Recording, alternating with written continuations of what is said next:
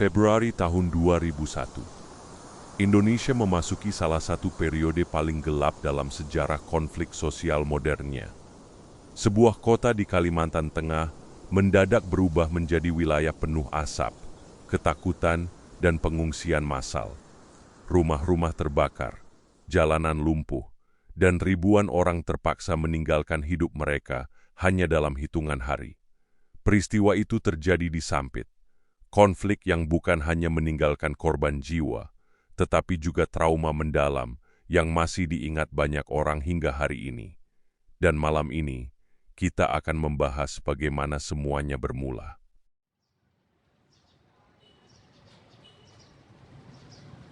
Sebelum tragedi terjadi, Sampit dikenal sebagai kota perdagangan yang berkembang cukup cepat di Kalimantan Tengah.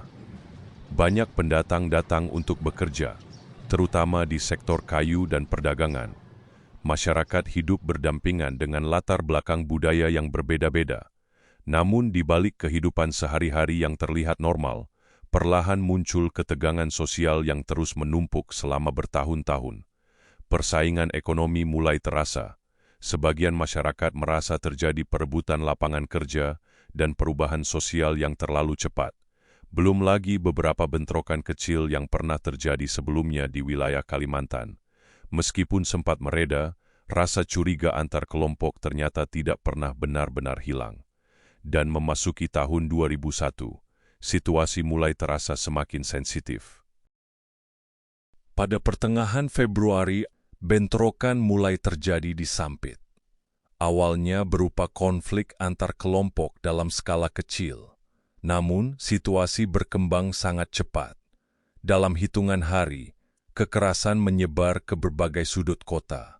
Rumah-rumah mulai dibakar, toko dijarah, dan warga mulai melarikan diri dari wilayah yang dianggap tidak aman. Asap hitam terlihat di berbagai titik. Malam hari dipenuhi suara teriakan, kendaraan yang melaju terburu-buru, dan kepanikan warga yang mencoba menyelamatkan keluarga mereka. Aparat keamanan saat itu kesulitan mengendalikan situasi karena konflik menyebar terlalu cepat, dan setiap hari suasana kota terasa semakin tidak terkendali. Sampit berubah total hanya dalam beberapa hari. Jalan-jalan utama dipenuhi kelompok massa. Sebagian membawa senjata rakitan, sebagian lainnya membawa senjata tradisional. Dan di tengah konflik itu, nama Mandau mulai sering disebut. Mandau adalah senjata tradisional Dayak yang memiliki nilai budaya dan sejarah panjang di Kalimantan. Namun dalam konflik tahun 2001, Mandau berubah menjadi simbol ketakutan. Banyak warga mengaku melihat kelompok massa bergerak sambil membawa Mandau di tangan mereka. Dan karena situasi sudah dipenuhi kepanikan, rumor berkembang jauh lebih cepat dibanding informasi resmi. Setiap malam, masyarakat hidup dalam ketakutan. Banyak warga memilih mematikan lampu rumah agar tidak menarik perhatian. Sebagian tidur bergantian sambil berjaga, karena tidak ada yang tahu kapan penyerangan bisa terjadi. Di beberapa wilayah, warga Madura mulai membentuk pertahanan sendiri. Mereka membuat barikade dari kayu, besi, dan kendaraan di depan permukiman. Sebagian berjaga sepanjang malam menggunakan senjata seadanya. Ada yang membawa celurit, ada yang membawa parang, dan sebagian lainnya menggunakan alat rumah tangga untuk bertahan. Situasi saat itu membuat banyak warga merasa aparat keamanan tidak mampu menjangkau seluruh titik konflik sekaligus. Karena itu, banyak masyarakat akhirnya mencoba melindungi lingkungan mereka sendiri. Namun kondisi ini justru membuat bentrokan semakin sulit dihentikan. Ketegangan terus meningkat, dan rasa takut perlahan berubah menjadi kepanikan massal. Di tengah konflik, muncul banyak cerita yang berkembang di masyarakat. Salah satu yang paling terkenal adalah tentang Mandau terbang. Sebagian warga percaya ada unsur mistis dalam konflik tersebut. Konon, Beberapa orang disebut memiliki kemampuan spiritual tertentu. Ada yang percaya Mandau bisa bergerak sendiri, ada juga yang mengaku melihat ritual-ritual tertentu dilakukan sebelum bentrokan. Tidak ada bukti pasti mengenai cerita-cerita itu. Namun di tengah situasi penuh trauma dan ketakutan, rumor mistis berkembang sangat cepat. Dan bagi masyarakat yang hidup di tengah konflik saat itu, cerita seperti ini justru membuat suasana semakin mencekam.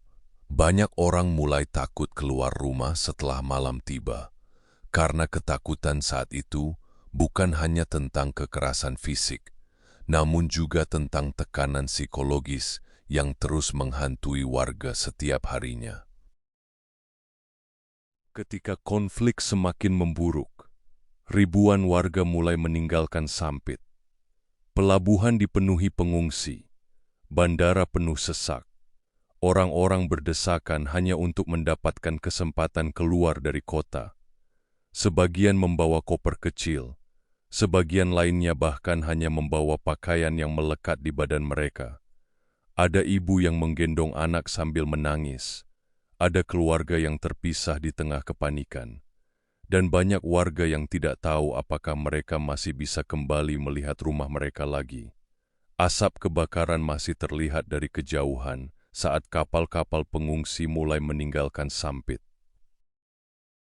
Melihat situasi semakin memburuk, pemerintah mulai mengirim tambahan aparat keamanan ke Kalimantan Tengah. Jam malam diberlakukan di beberapa wilayah. Patroli dilakukan hampir sepanjang hari. Perlahan kondisi mulai terkendali. Namun ketegangan masih terasa cukup lama setelah konflik mereda. Pemerintah kemudian mulai melakukan upaya rekonsiliasi dan pemulihan sosial. Karena dampak tragedi ini tidak hanya menghancurkan kota secara fisik, namun juga meninggalkan luka sosial yang sangat dalam. Hari ini, Sampit perlahan kembali menjalani kehidupan normal. Kenangan tentang asap kebakaran, malam penuh ketakutan, dan pengungsian massal itu masih membekas sampai sekarang. Tragedi Sampit menjadi pengingat bahwa ketika kebencian, rasa curiga, dan konflik sosial tidak diselesaikan dengan baik, dampaknya bisa menghancurkan ribuan kehidupan sekaligus. Dan sejarah kelam seperti ini seharusnya bukan untuk menghidupkan kebencian lama, namun untuk mengingatkan betapa mahalnya harga sebuah perdamaian.